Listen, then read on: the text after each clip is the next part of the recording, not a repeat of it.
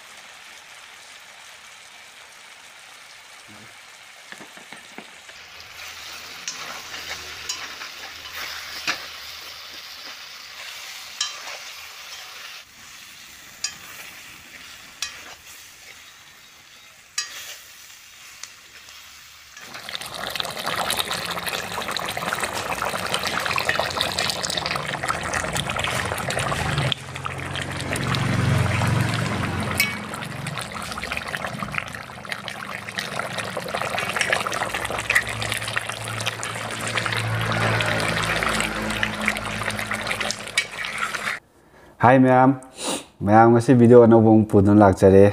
Ma'am ngasi video sidi kay mange ngo. Ma'am sigi style je dum cha ta re ai matam khara di ko. Dum ma'am moro gi dana bahai jari. Fajar da su ma'am puni ing mi no ro si lai re. Sigi si mathen je. Si lai re sip cha ja lage ma'am. Ma'am support tau de basing support tau sin biramo. Ma'am pun mi eng ta mi na se. Ngasi di khara haudo ma le kuire athon ma cha da ba ko ado ngasi cha ja age ado ma mi eng ta mi na se da tilau le re hangam katang dum ha pa ne amani ko sum kana taw ge ado di ma first batch sigi phajau je dawra ge sije hawra ge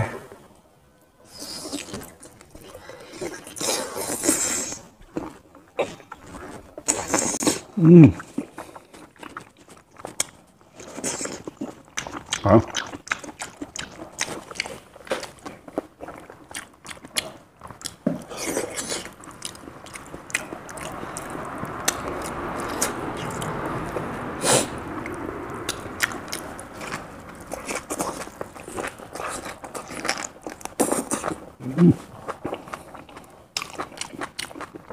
Hả?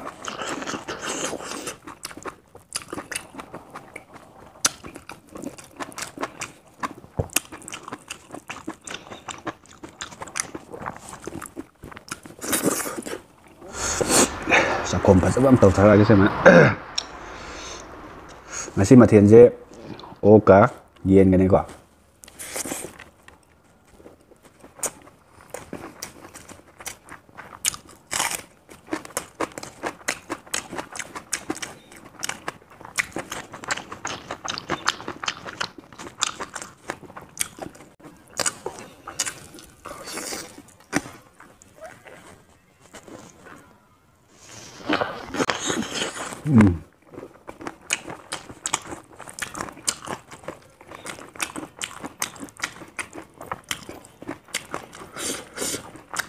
Hagam thong da o hapan atya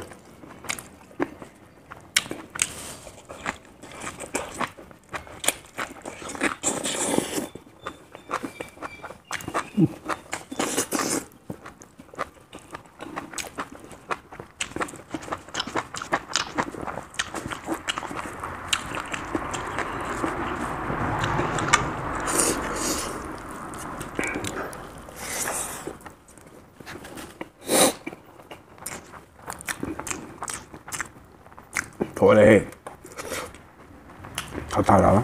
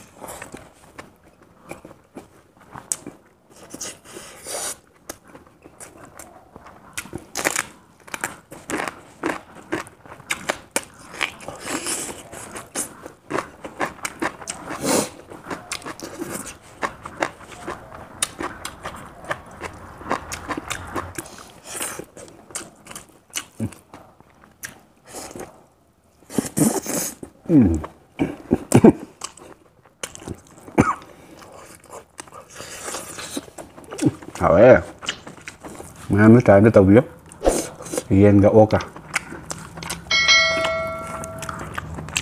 咪香特別多啊，梗咯。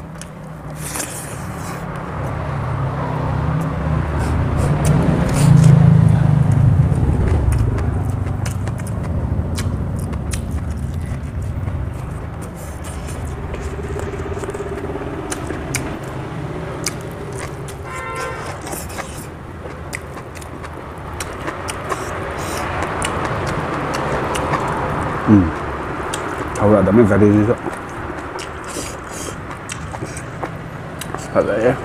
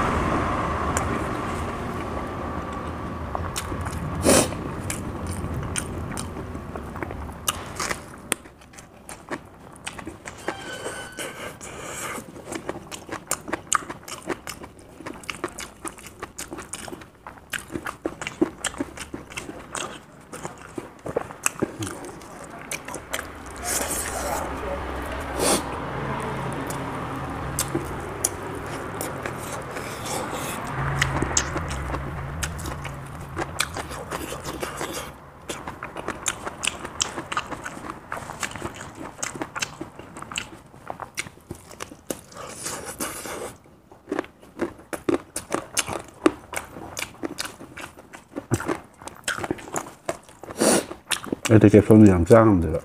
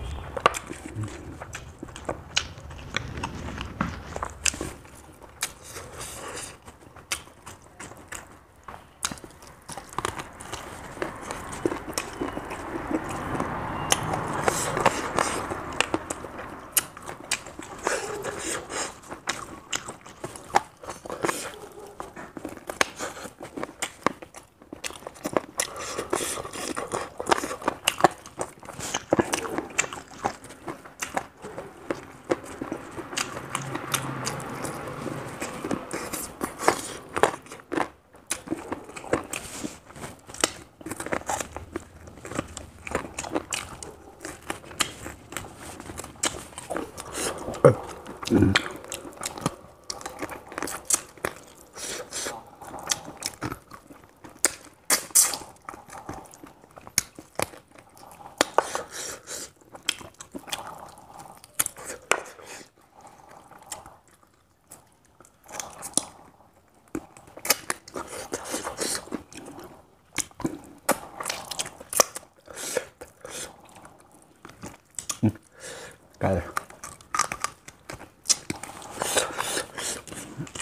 Chimade ali que para letra sao sao que son de sao mà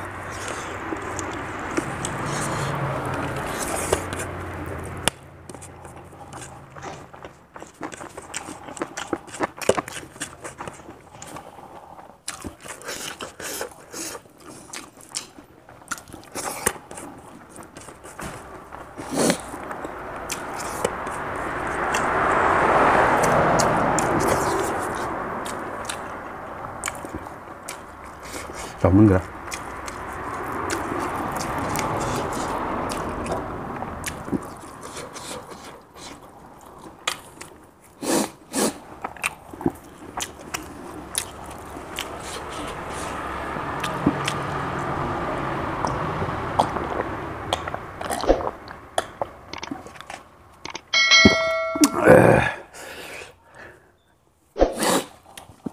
Jadi ma'am, losinjarage chimadi yadre ai puk than ga leba chawa maktre adudi ma'am matang sai do losinjarage matang video dong ma'am unnase ngasi ona de kai nase